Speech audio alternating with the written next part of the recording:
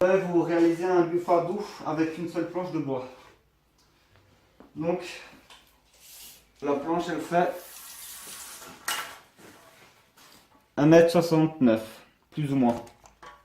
Donc la moitié, c'est à peu près 84.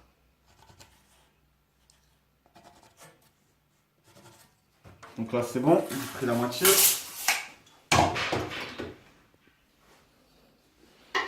Je trace un trait à l'équerre pour la couper plus tard.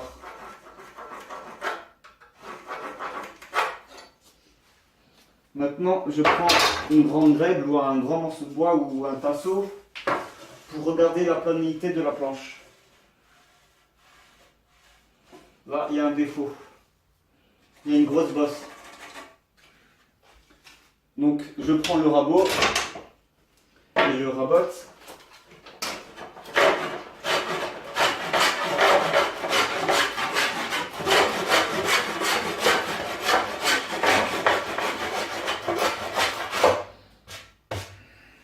Une fois que la planche elle est plus ou moins droite, on va la couper en deux.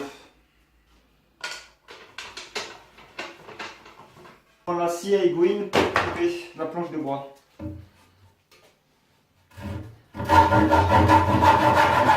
Donc une fois la planche coupée, on met un morceau de l'autre côté et on s'occupe de ça pour l'instant. On la recentre sur l'étau. On la resserre. Donc je prends du scotch, je l'applique sur la longueur de la planche. Je prends une équerre. Donc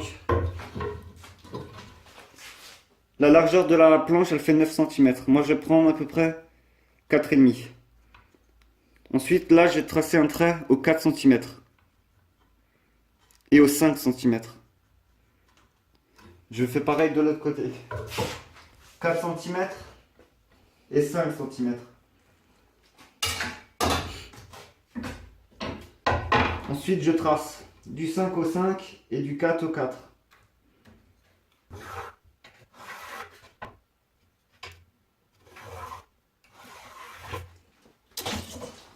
Donc, maintenant, ce qu'on va faire, c'est que je vais prendre des ciseaux à bois et je vais faire une tranchée dans la ligne que j'ai tracée.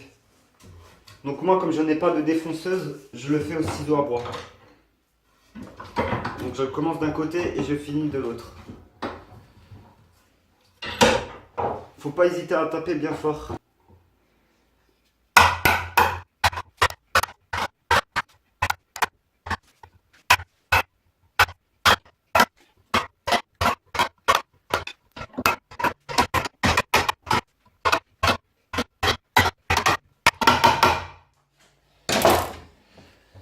Bon, maintenant ce qu'on va faire, on va enlever le scotch.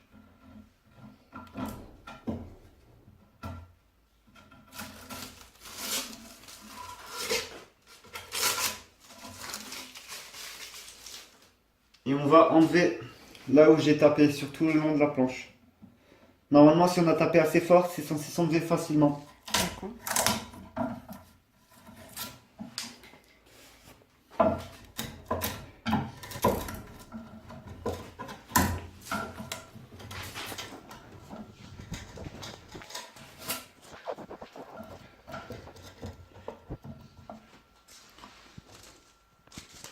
Donc si c'est un peu de mal, on prend le ciseau en bois, on la met dans la rainure et on tape.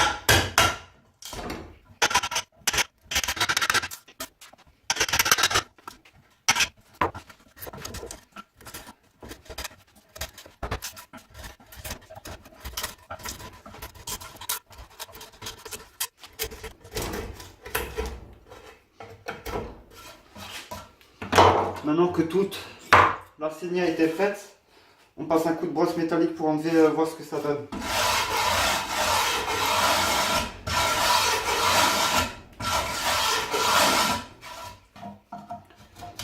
Et on corrige les défauts. Si c'est trop profond ou pas assez. On va passer un coup de papier de verre pour que ce soit plus ou moins lisse.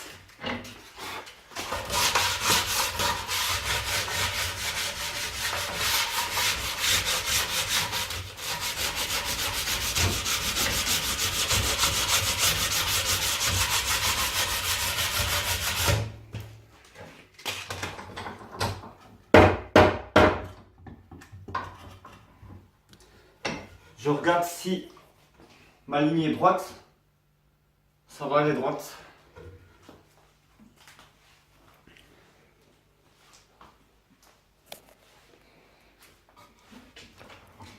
Une fois la première planche faite, on fait exactement la même chose avec l'autre. Donc on prend l'autre. Il faudra faire attention de bien positionner l'autre planche. C'est-à-dire là, ça a déjà été coupé sur la longueur de la planche. Il faudra prendre exactement les mêmes dimensions à partir de là. Là où c'est pas coupé, ici. Les planches sont faites, ça donne ce résultat-là. La tranchée a été faite plus le coup de papier de verre. Donc au départ, ça a été comme ça. J'aurais pu faire en une seule fois la tranchée, mais sinon la vidéo, elle aurait été trop courte.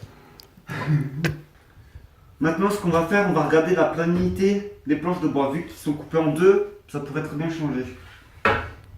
Vu qu'on les a retournées, etc. Donc là, c'est correct. Là, c'est correct. On va passer à l'autre planche pour la vérifier.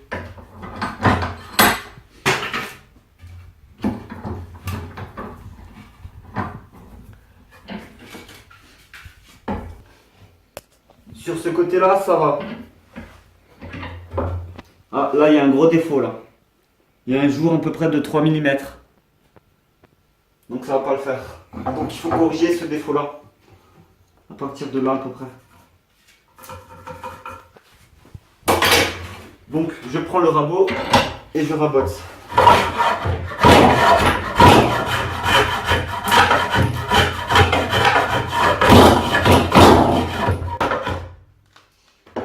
Une fois que c'est un peu raboté, je vérifie. Ouais, c'est le nœud qui pose problème. Donc il faut bien que j'insiste dessus.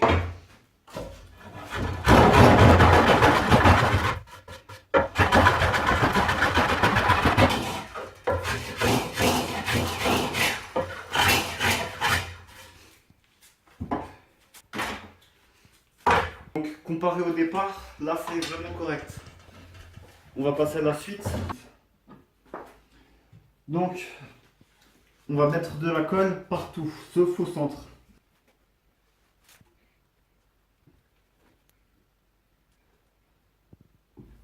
Voilà.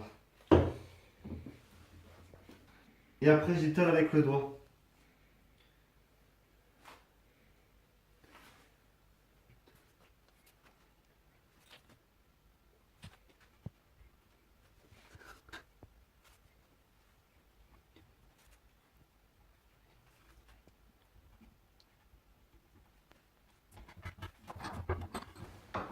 Donc une fois que la planche a été collée dans sa totalité, on va prendre l'autre planche. Il faudra bien faire attention à ce qu'on avait dit tout à l'heure.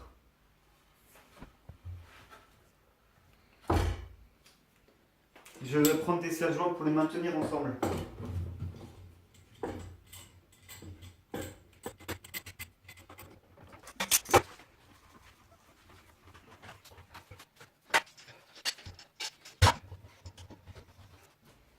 Donc une fois qu'on a fini de mettre les serre-joints en place et de la colle partout, on va prendre une barre de fer, on va l'introduire dans le trou et on va taper jusqu'à ce que ça ressorte de l'autre côté. Alors que j'ai même pas besoin de forcer. Donc là vous voyez, il y a de la colle qui est ressortie de l'autre côté. Et on fait des va-et-vient comme ça, la colle elle va aller dans les fissures. Et il y aura une parfaite étanchéité.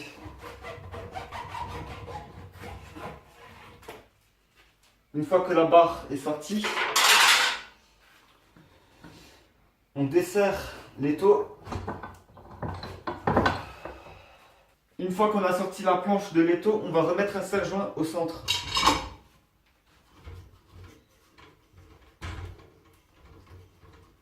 Et on resserre un peu le tout.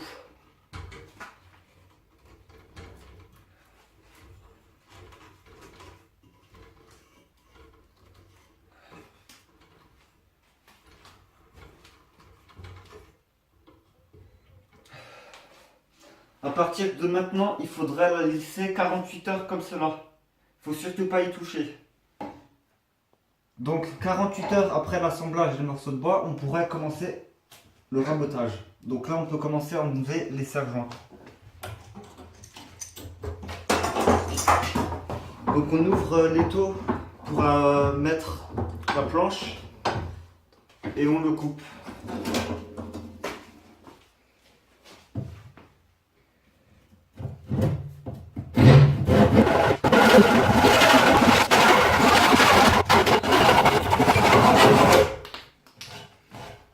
Et ça donne ça.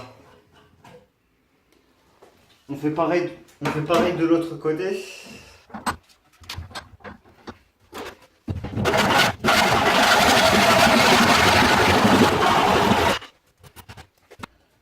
Maintenant que la planche est coupée, je vais faire le traçage pour ensuite faire le rabotage.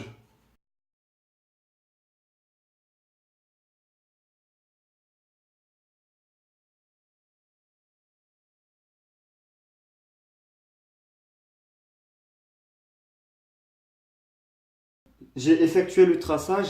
Ici, c'est plus large que là-bas. C'est un peu en forme de cône.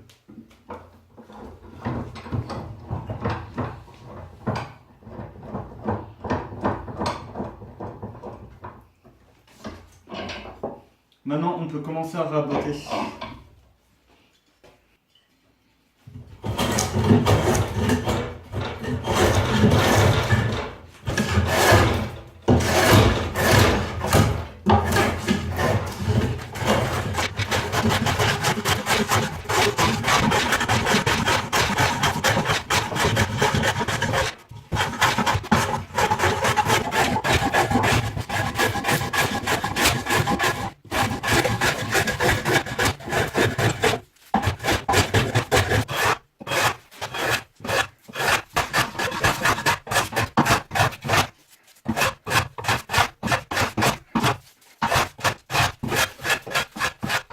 Donc là, j'ai un peu dégrossi la forme que je voulais. Je suis en train de suivre un peu le traçage, plus ou moins.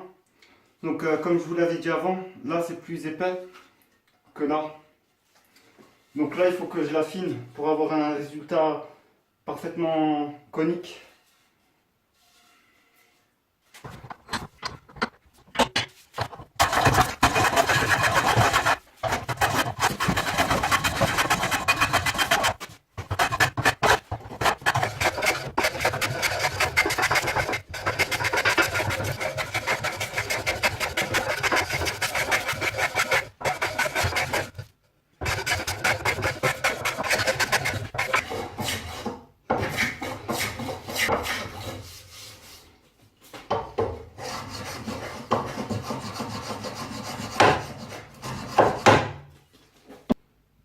Donc une fois le rabotage fini, maintenant je vais passer au ponçage.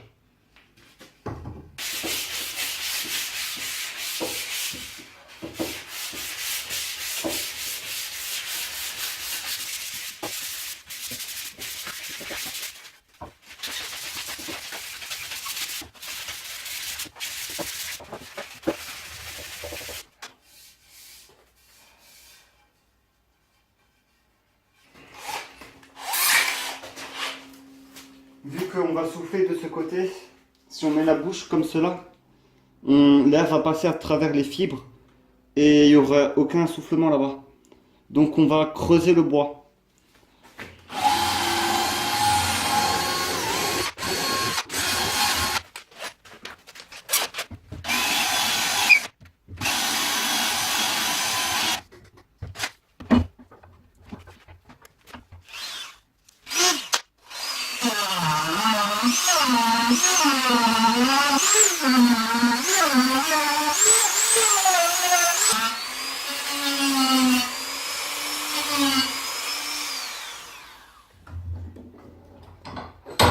À peu près comme cela. Maintenant, ça va être plus agréable pour la bouche pour souffler.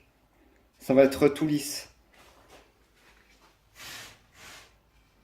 Il n'y a aucune ébavure, c'est plus lisse, c'est plus agréable. Donc, une fois qu'il est totalement terminé, vous pourrez le personnaliser à votre manière avec de la lasure ou autre.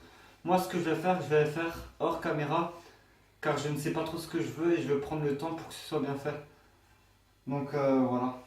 Donc voici mon buffadou complètement fini.